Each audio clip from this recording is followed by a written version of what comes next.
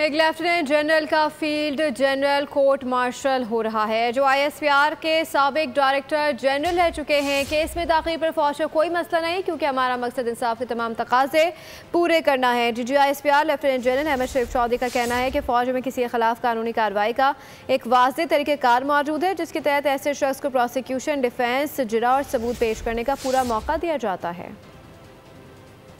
क्या field general court martial Mahmood Jan Babar साहब ने ये बात की। Who is being tried over here? It is a lieutenant general who has been ex-director general ISI.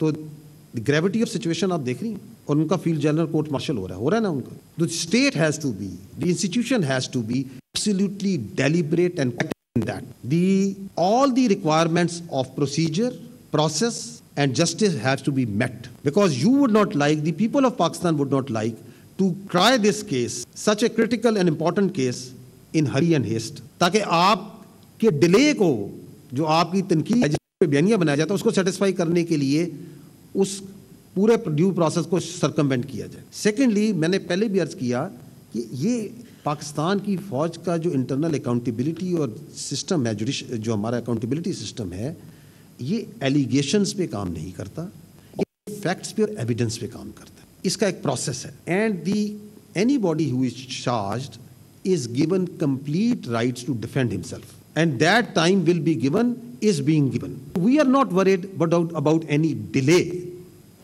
because we have to fulfill all the requirements of justice and the process. Subscribe करें और bell दबाएं ताकि कोई खबर रह न जाए।